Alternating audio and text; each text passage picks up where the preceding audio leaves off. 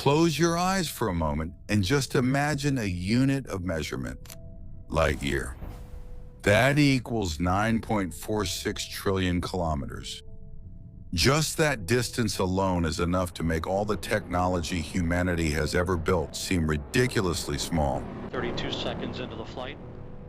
No spacecraft that exists today would be able to cover that distance within a human lifetime.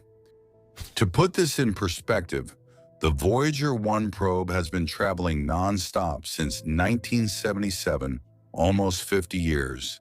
It's traveling at about 17 kilometers per second, one of the highest speeds ever achieved by an object built by us.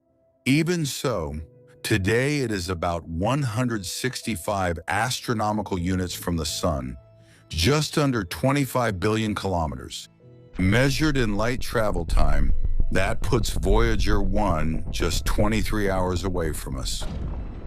It will only be at the end of 2026 more, precisely on November 18, 2026, that it will finally reach the light day mark, the distance that light travels in 24 hours.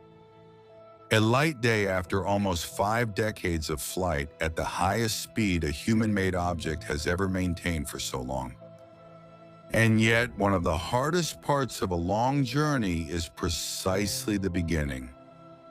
To overcome Earth's gravity, leave its gravitational field completely, and head toward open space, a rocket needs to reach what we call escape velocity, about 11 kilometers per second. That's faster than a bullet. But even after you start to achieve that, you're still far from being out there. The first few million kilometers within the solar system are quite an ordeal for any probe, because the Sun's gravity keeps pulling on everything around it. The Voyager probes took decades just to get past the outer planets. And where does our solar system actually end? It's not at Pluto. That's a common misconception. The sphere of influence of the Sun, the heliosphere, extends much farther than that, reaching about 120 astronomical units, until the solar wind is finally contained by the interstellar medium. Beyond it lies the Oort cloud, a region of icy objects that probably extends for a whole light year. The real problem with such a journey isn't the distance itself, it's what exists along the way. Almost nothing.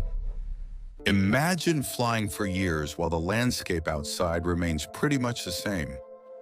No planet on the horizon, no new scenery, no events, just stars shifting in an almost imperceptible way over decades. The space between the stars is so empty that, on average, a cubic meter contains less than a single atom. Even within the solar system, it takes years before we pass by something that looks like a potential destination. But when you're actually traveling between stars, we're no longer talking about years without anything noteworthy. We're talking about centuries. Entire generations could be born and die on board, without the scenery outside changing in any noticeable way. Let's consider 3 real speeds and what a light year would mean for each one. First, Voyager 1, which we've already mentioned.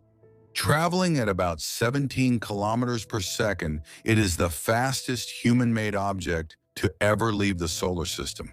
Even so, it would take about 17,000 years to travel a single light year, which is about the same amount of time that separates the first cave paintings from today. That's just for a single light year. The Parker Solar Probe spacecraft is much faster. During its extreme approaches to the Sun, it has already reached peaks of almost 700 kilometers per second. Even at this record pace, crossing a single light year would still take about 430 years. Then there's Breakthrough Starshot, a concept that is not yet a reality. The idea involves tiny probes propelled by lasers, accelerated to about 20% of the speed of light.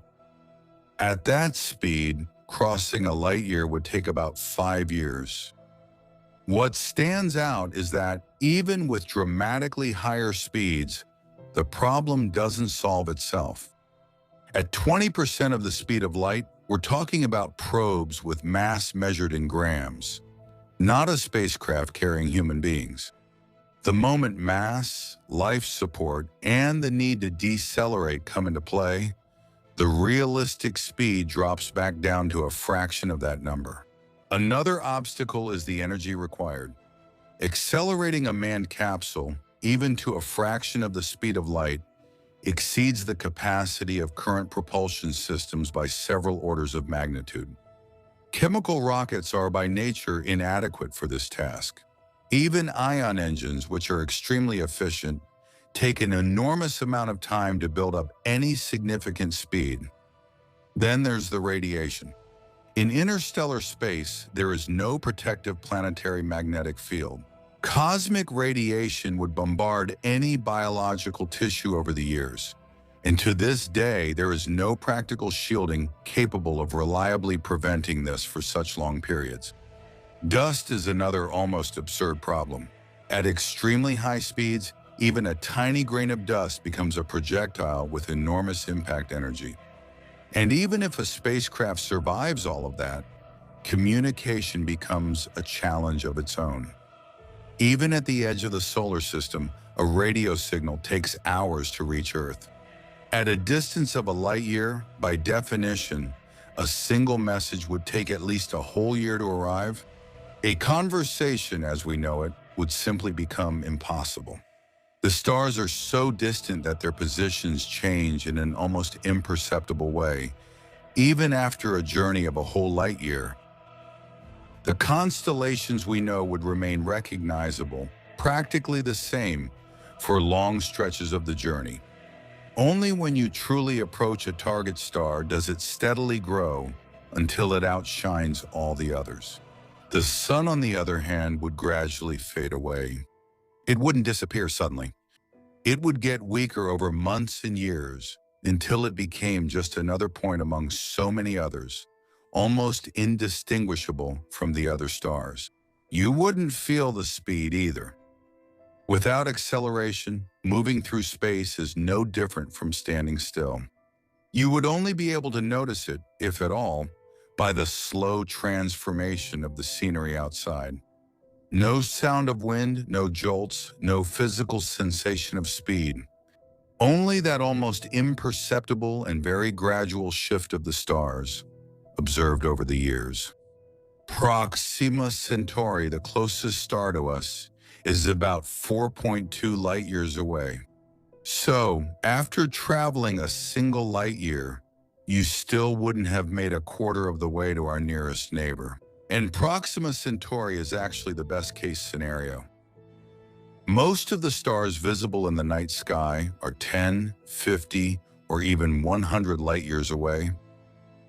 A single light year doesn't even come close to a real destination. And even that single light year probably wouldn't be enough to leave our own system. The outer edge of the Oort cloud is estimated to be up to 1 light year away. Some estimates go up to 2 light years. Theoretically, you could travel an entire light year and, technically speaking, still remain within the sphere of influence of our own sun. That puts things in a completely different perspective. What sounds like a colossal distance is, on a cosmic scale, little more than the first step. The Milky Way is over 100,000 light years in diameter.